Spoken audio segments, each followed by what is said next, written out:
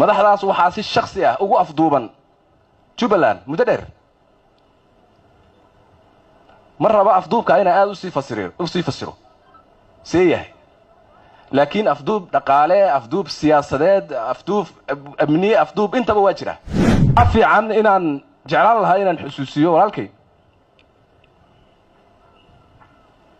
siilaaya Allahu naxariistee xukunkii waa ka tagay nin Muuse la yiraahdo yimid nin Cirra la yiraahdo haduu yimid Faroole wuu tagay Cabdiwelina waa tagay Siciidkii koobaad baa tagay Siciidkii labaadna wuu joogaa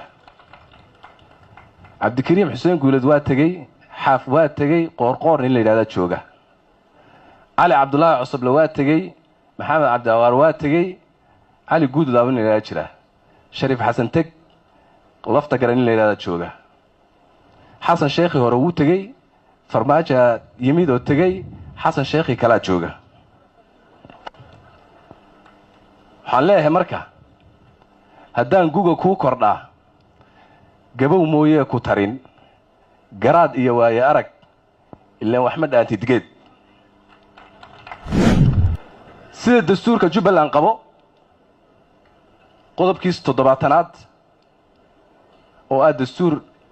aad loo bedelay laakiin qodobada yar ee nabad galay uu ku jiro qodobkaas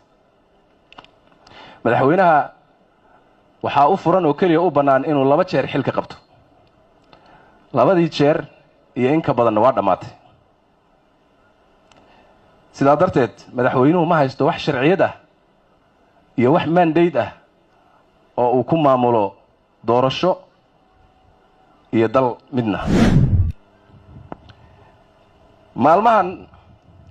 waxay qayla ka soo yeeraysaa maamul goboleedka Jubbaland maxaa keenay qayladaas waxaan ogsoonahay in madaxda Jubbaland ay horseed ka ahaayeen dhammaan go'aamadii ka soo baxay madasha wadatashay qaran ee dalka loogu jihaynayay doorasho qof iyo cod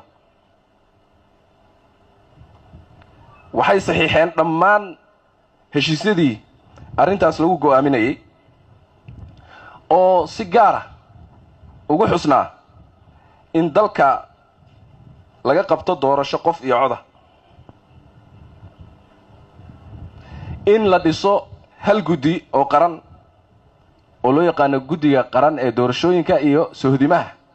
guddigaas oo qaban doona dhammaan doorashooyinka dalka in dalka laga sameeyo xisbiyo siyaasadeed iyo in la mideeyo doorashooyinka dawlad goboleedyada madaxda maamulku waxay si mug leh uga qayb qaateen ansixinta labada aqal ay ansixiyeen arrimahaas aan kor ku soo xusay haddaba markii la soo gaaray fulinta heshiisyadaas oo qaarkood ama inta badan ba isu bedelay arrimo dastuuri ah maadaama ay labada aqalba saxiixeen madaxweynuhuna saxiixay labada aqalba u codeeyeen madaxweynuhuna saxiixay ayay diideen inay fuliyaan isla markaana ay ka kaceen gogashii qaran ee madasha qaranka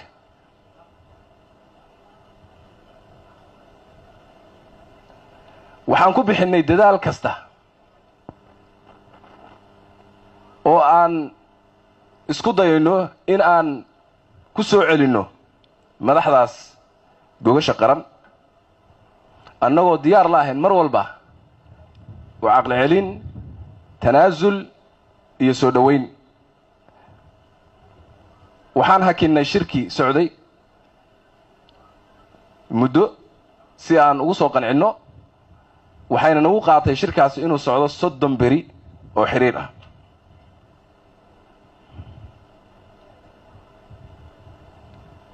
waxaa runtii noo caddaatay in madaxdaasi ay ka go'an tahay inay fuliyaan ajenda kale oo aan ahayn ajendihii ay shacabka Soomaaliyeed ilaahay hortiis heshiiska kula galeen ayagoo saxiixay heshiiskaas ama heshiisyadaas kuwaas oo uu kow ka yahay qodobka koobaad ama wejiga koobaad uu yahay inay ka baxaan NCC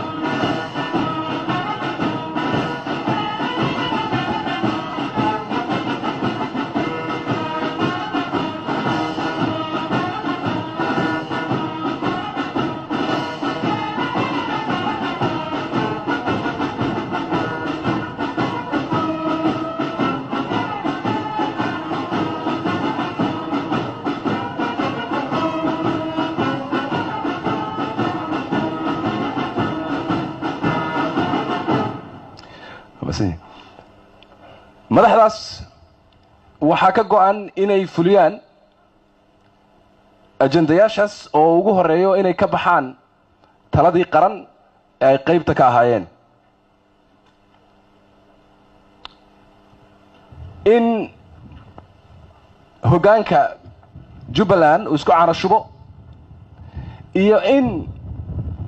la isku dayo in la rido xukuumadda dan qaran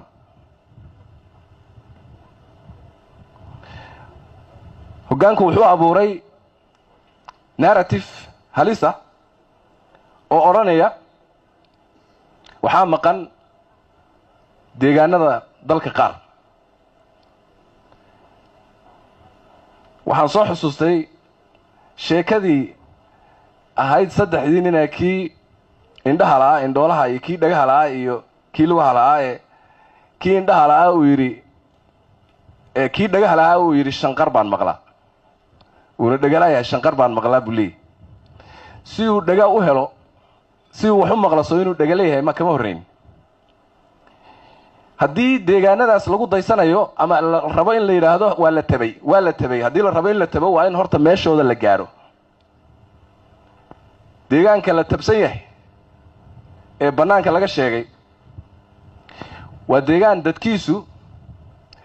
ay registered yihiin oo dhammaantood intii doorasho rabtay ay qoran yihiin ID cardna ay haystaan axsaab siyaasadeedna ay haystaan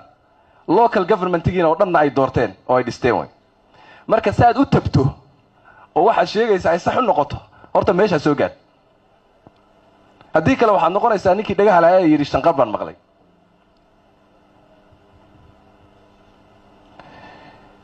waxaa ku xigtay in la leeyahay reer hebelow haddii doorasho la qabto dalkaa laydinka qaadaya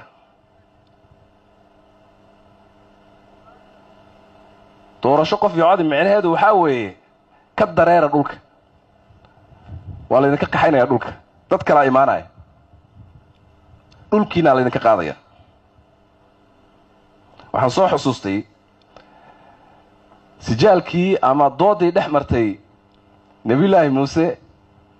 iyo fircoon oo fircoon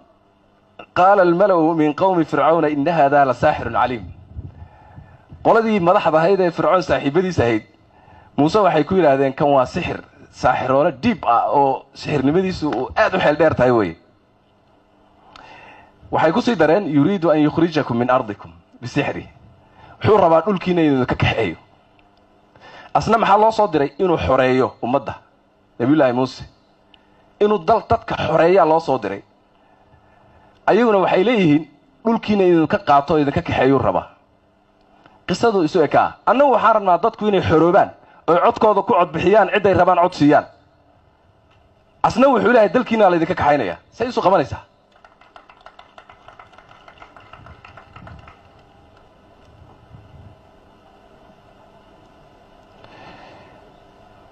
madaxda maamulkaasi waxay ka baxeen ballankii ay ilaahay iyo ummaddan la galeen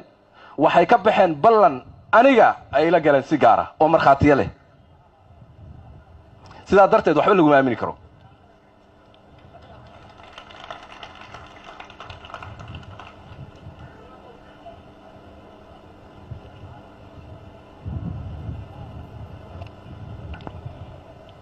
waxaad og tihiin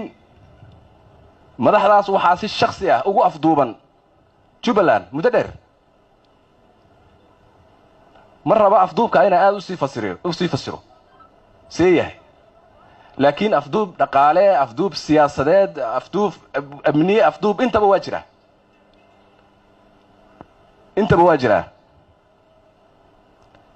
hoosna uma sii gelayo dulqaad badan bay qabaan dadka reer Jubbaland dulqaad badan bay qabaan wiilasha geesiyaasha ah ee saraakiisha ah askarta ah ee reer Jubbaland oo aad og tihiin hadda laga sheekeynaya hal meel inay dhigaan 135 khawaarij ah oo maalin walba sidaas u baabi'iya ayagana dhib badan loo geysto wiilashaasi way afduuban yihiin maxaa jira waxaa loo diiday inay ciidamada qalabka sida ee Soomaaliyeed xuquuq ka helaan ayagoo halkooda jooga waxaa loo diiday inay ciidamada hay'adda nabadgelyada ka mid noqdaan markhaati bay leedahay waxaa loo diiday in ay nambarro qaataan oo ay xoogga dalka Soomaaliyeed ka mid noqdaan in badan oo ka mid ah waxaa la diiday saraakiil la yaqaan oo qiimo leh oo sharaf leh oo ayaga ka mid ah in la dalacsiiyo markhaati bay leedahay askarigii iyo wiilka qiimaha badan ee geesiga ah ee 21 sano madaxdaas daba socday kolba si ay u daba socdaanba oo ilaalinayay still waa dable hal darajo ma haysto miyaysan afduub ahayn waa afduub haddii marka ay wiilashaasi afduuban yihiin geesiyaasha ee micnaha leh haddii odayaashii afduuban yihiin oo ad hoc odayaal ay yihiin ad hoc waxa la dhahaa dad mar la isugu yeero markaa deedna shaqo laga qabto kadibna la iska sii daayo oo mar dambe aan shaqo kale loo dirsan ad hoc kaale halkan mar imaada waxa ay sameeyay iska taga hadday cid waliba afduuban tahay afduubkaas intaas ay jirtay laakiin uu iskaba dee meel keliya un ay ahayd ama goob keliya ay ahayd dhibaata waxay timid markuu yidhi waxaan rabaa in qarankii kalena masiirkiisa laga afduubo oon anigu afduubto oo la igu daro oo yidhaahda doorasho ma dhacayso doorasho dadban waxaan ahayn ma dhacayso marka waxaan leenahay mudane masiirkii ummadda Soomaaliyeedna kuuguma dari karno afduubkaas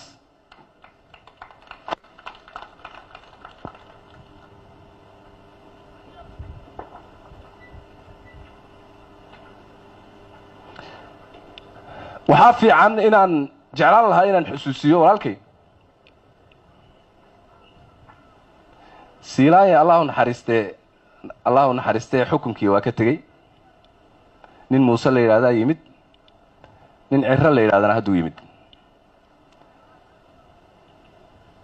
faroole wuu tegey cabdiwelina waa tegey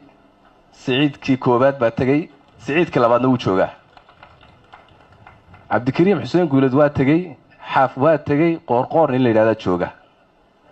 cali cabdullaahi cosoble waa tegey maxamed cabdiawaar waa tegey cali guudlaaba nin la yidhahdaa jira shariif xasan teg lafta kale nin la yidhahdaa jooga xasan sheekhi hore wuu tegey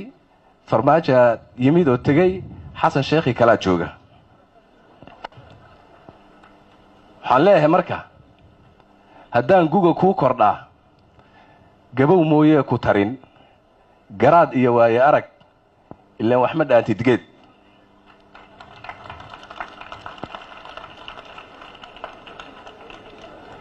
sida dastuurka Jubbaland qabo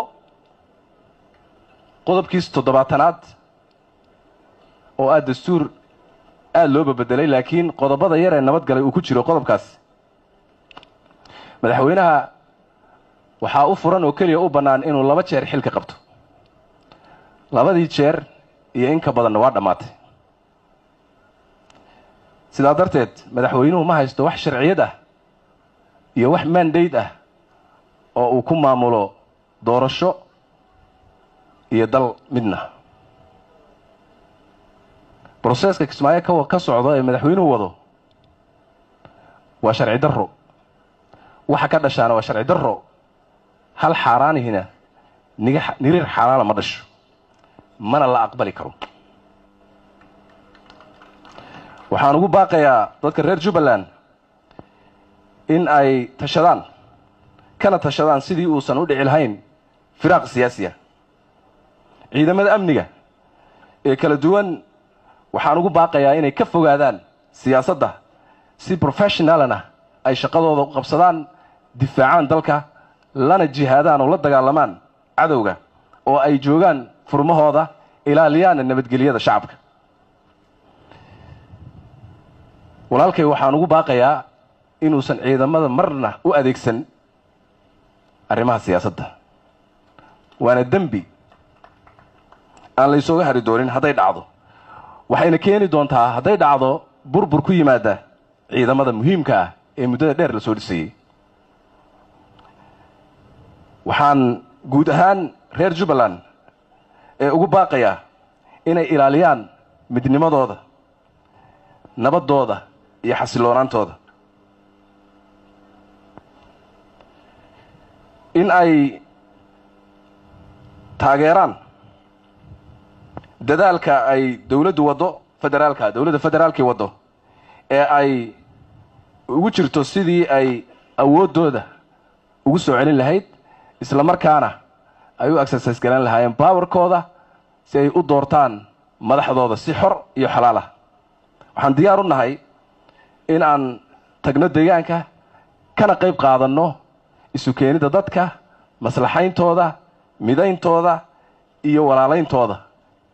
isla markaana aan ka ilaalinno wax kasta oo keeni kara inay dhacaan qalalaaso iyo qulqulitooyin aan loo baahnayn aad iyo aad baad u mahadsantihiin wassalaamu calaykum waraxmatullaahi wabarakaatuh